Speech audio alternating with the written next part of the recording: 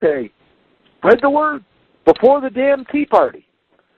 And they invite somebody in the Tea Party outfit, and that's a huge, all across the country. I was looking at the roster. I was looking at Georgia, and it's unbelievable how many Tea Parties there are in Georgia. Right? Yeah. Did you check? Oh yeah, it's incredible. It is. I mean, we love our freedom. Let's piss a bunch of hillbillies off. Let's get them talking to the Maritimers. You know what I mean? Absolutely, it's man. Simple. We're all in this boat together, right? And the whole world's suffering from this economy. Let's fix it. Let's have another Tea Party. You know what I mean? You got it, man. Are you there? I'm here. I'm listening to you. I'm here. So there's my political speech. You know what I mean? But and the thing about it is, make it a party.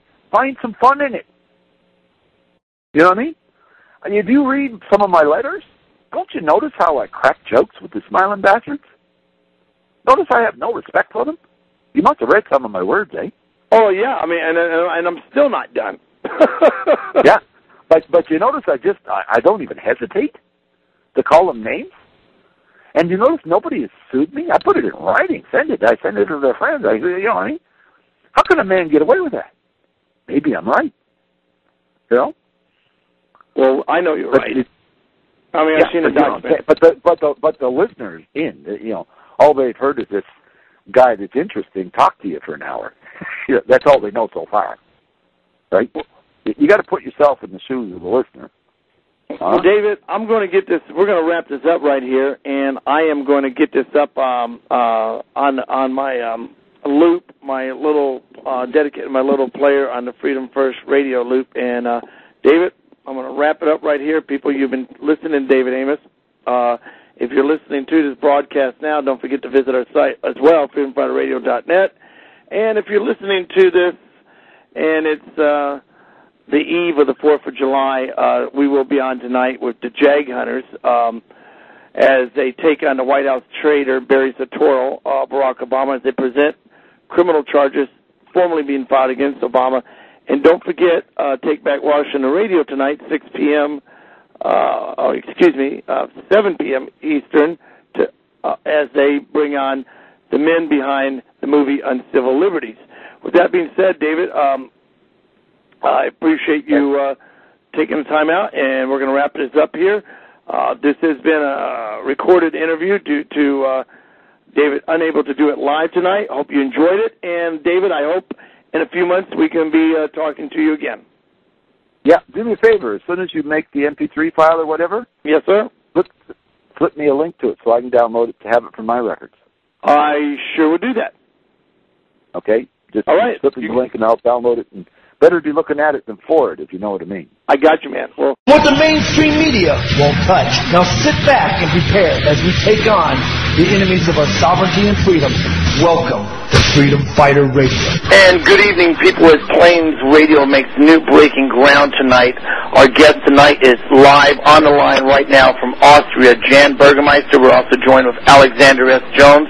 We'll be joined later with Dr. Carly and even Mario of Silverlungs.com. Right now, though, we got live from Austria, Jan Burgermeister. She's the woman that we've been talking about that for the last few days that was going to file yesterday charges against the World Health Organization and Baxter Pharmaceuticals for mass murder and a coming genocide.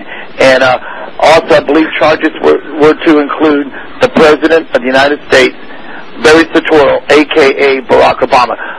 Jan, are you there? Yes, I am. I'm here.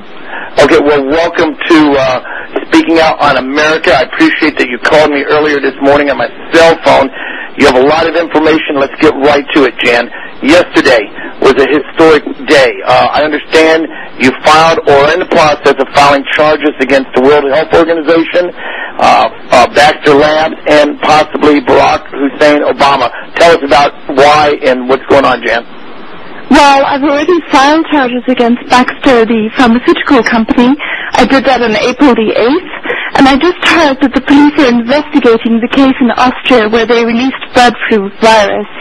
So that's very, very good news. And when I heard about the incident over the weekend about the release of the swine flu, and I saw that the WHO was involved in trying to capitalize on it, trying to use it as a pretext to declare martial law. I thought I'll just expand those charges and file a fresh set on Monday. Unfortunately, it's going to take a bit of time because I have to list all the evidence, but I will file them quite soon. Hey, Jane. I think our caller might still be with us. Jim, are you still with us? Yeah, and I want to apologize to Jane for coming on so hard. But let me just mention I have other callers coming on board. I'll give you one more comment, okay, and that's fine. To however you want to go with that, but sure.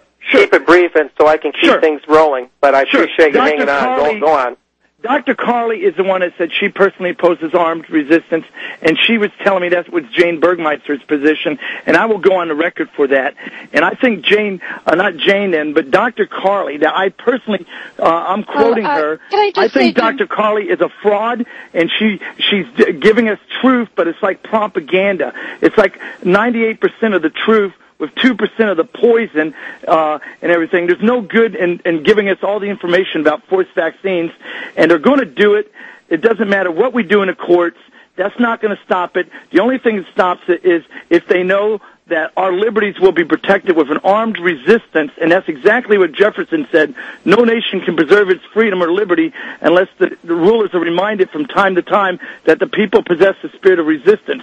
And unless the tyrants know that we will resist with arms, there isn't anything in a court that's going to work, and these petitions are a joke because petitions will just move you to the front of the line to quarantined FEMA camps.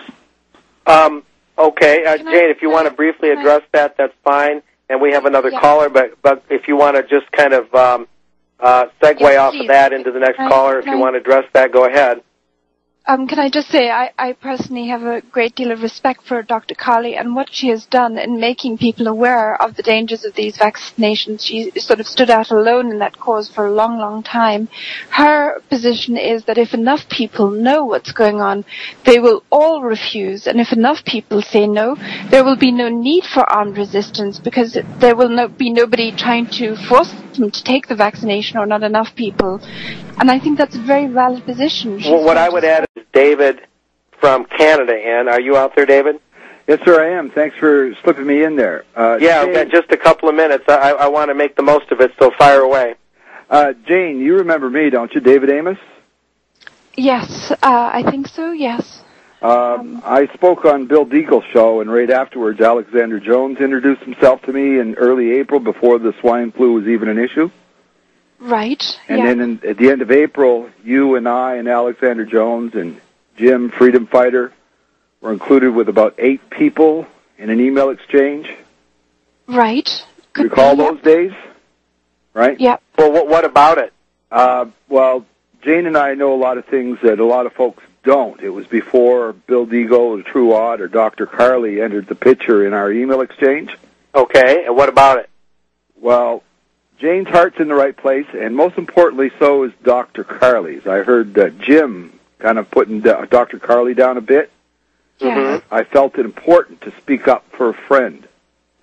Yes, I agree. Okay, David. fair enough. Very good. And all of that said, I would love to have a long talk with that Don fella who just called in. I think he and I could have a very long talk about many things.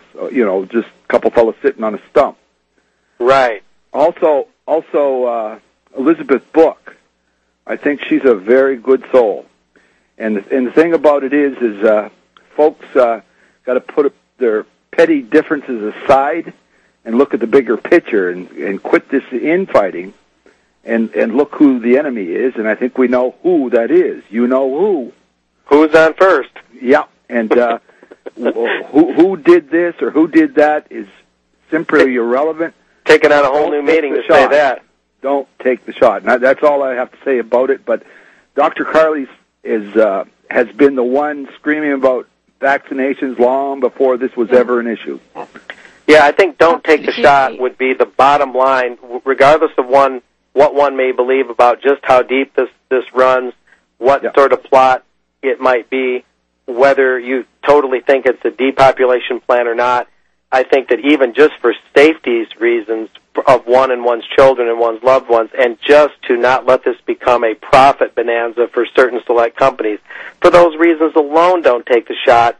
And if you do believe Jane Burgermeister and support her lawsuit, and of course inquiring into this is what I'm all about, then by all means, don't take the shot for that reason. But the bottom line, I think we can all agree, is just don't take the shot. Well, Jane's heart's in the right place, and she does not deserve the attack.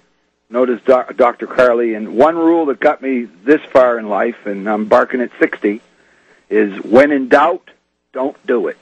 Right. When you don't know what to do, don't do anything.